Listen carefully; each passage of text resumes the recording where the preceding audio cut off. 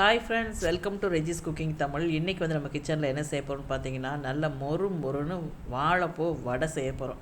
இது செய்கிறது ரொம்ப ரொம்ப ஈஸி. இது கூட ஒரு கடுங்காப்பி வச்சு சாப்பிட்டோம் அப்படின்னா செம்ம டேஸ்ட்டாக இருக்கும். இப்போ வாழைப்பூவை வந்து நல்லா க்ளீன் பண்ணிவிட்டு தண்ணிக்குள்ளே பொடி பொடியாக கட் பண்ணி போட்டிருக்கேன். இதை வந்து நம்ம அப்படியே வேக வச்சு எடுத்துக்கலாம். வேக வச்சு எடுத்துகிட்டு தண்ணியை வடிச்சிக்கலாம்.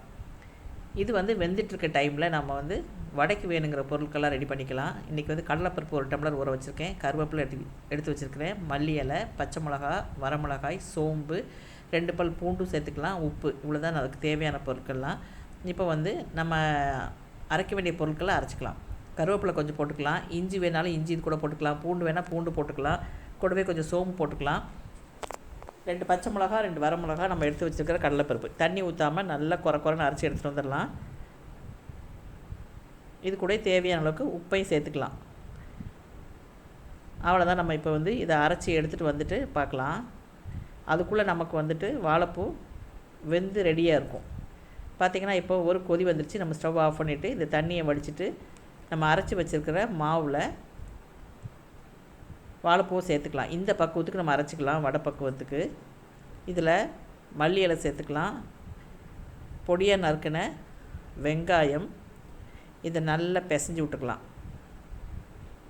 இந்த வடை பார்த்திங்கன்னா அவுட்டர் லேயர் வந்து நல்லா மொறுமொறுன்னு இருக்கும். உள்ளுக்குள்ளே சாஃப்டாக இருக்கும். எண்ணெயில் கொஞ்சம் கூட பிரிஞ்சே போகாது.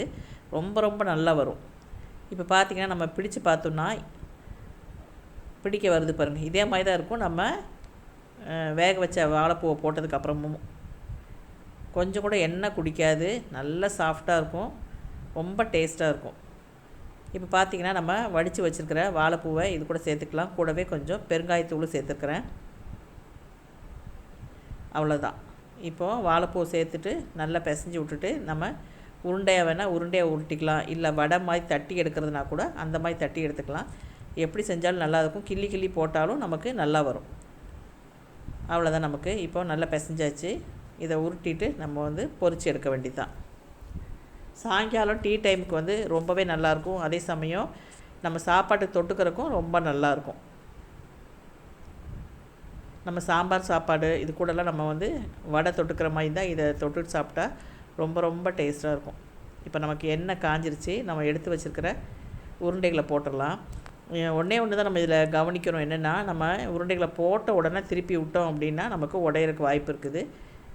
அதே சமயம் நம்ம கொஞ்சமாக எண்ணெய் ஊற்றி பொரிக்கிறதுனால அடியில் ஒட்டும். அப்போவும் நம்ம வந்து உடனே திருப்பினா உடையும். அதே இது நல்ல மொறுன்னு ஆயிடுச்சு அப்படின்னா நம்ம திருப்பும்போது நமக்கு உடையாது. இப்போ பாருங்கள், அடியில் ஒட்டி இருக்குது. இன்னும் கொஞ்சம் நேரம் விட்டுட்டோம் அப்படின்னா நமக்கு நல்லா ஒட்டாமல் வரும். பிஞ்சு போகாமல் சூப்பராக வரும். கண்டிப்பாக ட்ரை பண்ணி பாருங்கள். செய்கிறது வந்து ரொம்ப ரொம்ப ஈஸி. டேஸ்ட் வந்து செம்மையாக இருக்கும்.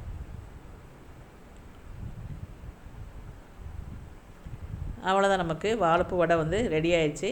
நம்ம திருப்பி விட்டு நல்லா பொரித்து எடுத்துக்கலாம். இதே மாதிரி நம்ம மீதம் இருக்கிற வடையும் நம்ம பொரித்து எடுத்துக்கலாம்.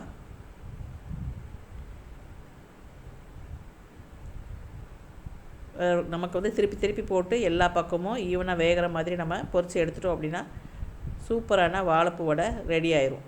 செய்கிறது ரொம்ப ஈஸி. சீக்கிரமாகவும் செஞ்சிடலாம். வாழைப்பூவை க்ளீன் பண்ணுறது ஒன்று தான் நமக்கு கொஞ்சம் கஷ்டமான வேலையாக இருக்கும். மற்றபடி க்ளீன் பண்ணிட்டோம் அப்படின்னா வடை செய்கிறது ரொம்பவே ஈஸி.